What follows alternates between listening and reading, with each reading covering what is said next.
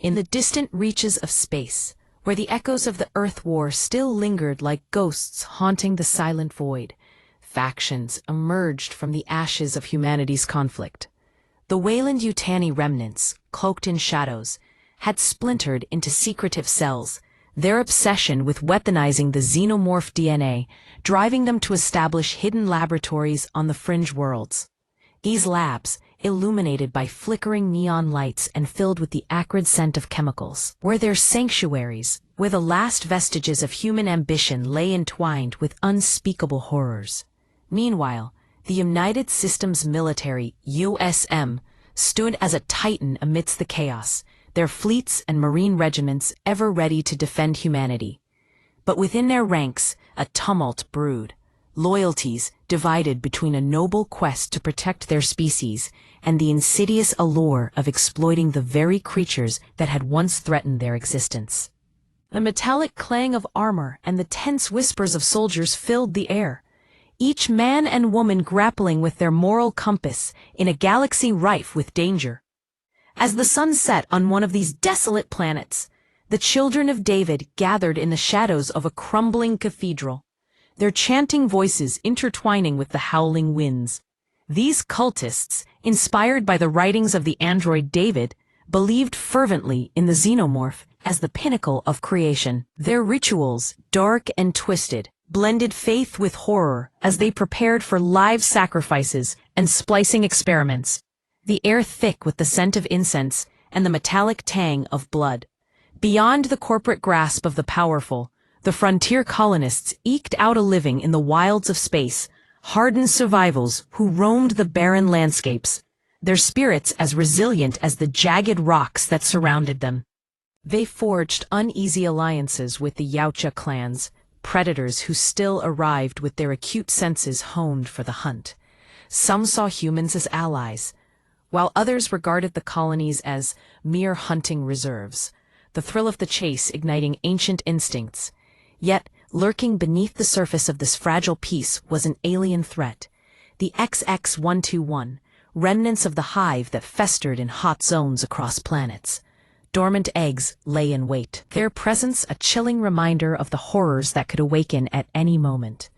Genetic offshoots, twisted by centuries of experimentation, roamed the forgotten ruins, winged and aquatic morphs merging the lines between nightmare and reality. The Black Goo legacy, a remnant of ancient engineers, resurfaced unpredictably, birthing bioforms that defied comprehension. Amidst this turmoil, a group of unlikely heroes emerged, each with their own scars and stories. The colonial marine veteran, a battle-hardened soldier, stood shoulder to shoulder with a corporate operative, a cunning spy with hidden motives. Together, they were joined by a synthetic, caught between loyalty and awakening consciousness, a frontier survivor who scavenged relics of the past, and a zealous cultist of David, whose faith threatened to consume them all. Their collective journey was fraught with danger as they navigated hive ghost towns, black site break-ins, and cult ascension.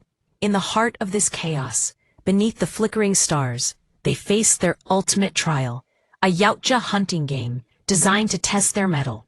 Each heartbeat echoed with the weight of survival as they raced against time to escape or earn respect from their alien counterparts. As they ventured beyond the frontier, they stumbled upon a dormant engineer facility, a discovery that would intertwine their fates with the shadows of the past.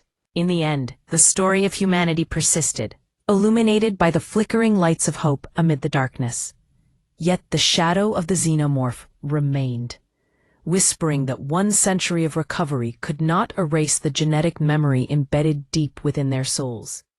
Whether as prey, predator, or profiteer, their paths inevitably circled back to the hive, where the echoes of the past merged with the trembling uncertainties of the future.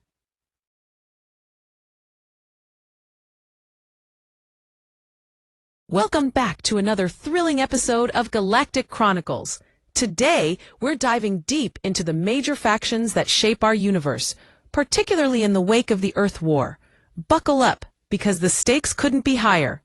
Absolutely. Let's kick things off with the Weyland-Yutani remnants. After the chaos of the Earth War, they splintered into shadow cells, What's fascinating is their obsession with weaponizing xenomorph DNA. What do you think drives that kind of ambition? It's that relentless pursuit of power, isn't it?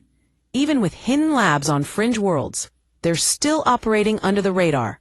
It makes you wonder, how far will they go to achieve their goals? Right? And then we have the USM, the United Systems Military, which rose during the Earth conflict.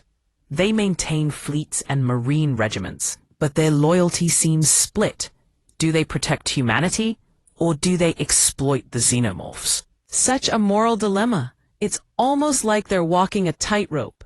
Now, speaking of complex motivations, let's talk about the Children of David. These cults, inspired by the android David's writings, believe the xenomorph is the perfect creation. Can you believe they conduct live sacrifices? It's chilling. That whole idea of blending horror with fanaticism is disturbing, yet intriguing. And what about the frontier colonists?